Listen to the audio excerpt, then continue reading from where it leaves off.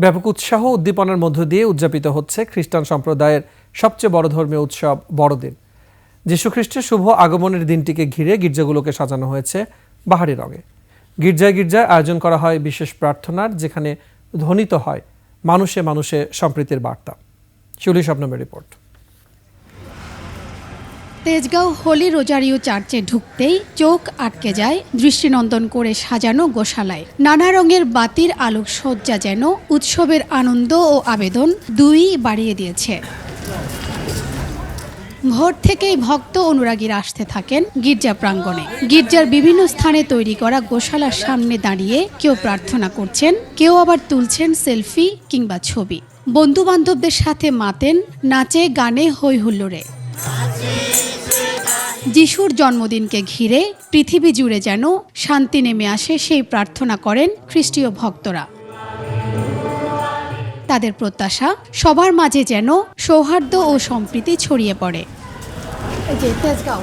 বছরের বহু প্রতীক্ষিত উৎসবমুখর দিনটিতে বন্ধু বান্ধবদের সাথে আনন্দ, আড্ডা, খাওয়া দাওয়া এবং ঘোরাফেরা করে কাটাতে চান কেউ কেউ। পবিত্র জপমালা রানীর গির্জায় সঙ্গীত কথামালার মাধ্যমে ভোরে শুরু হয় বড়দিনের বিশেষ প্রার্থনা।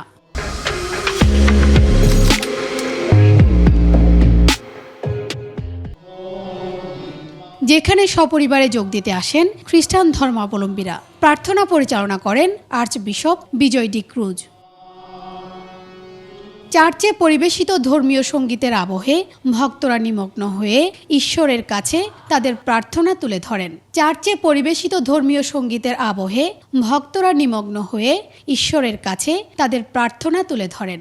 বাংলাদেশ সহ সারা বিশ্বে যখন যীশু খ্রিস্টের জন্মদিন পালিত হচ্ছে, তখন স্বয়ং যীশু খ্রিস্টের জন্মভূমি প্যালেস্টাইনেই চলছে রক্তপাত, হানাহানি এবং যুদ্ধবিগ্রহ।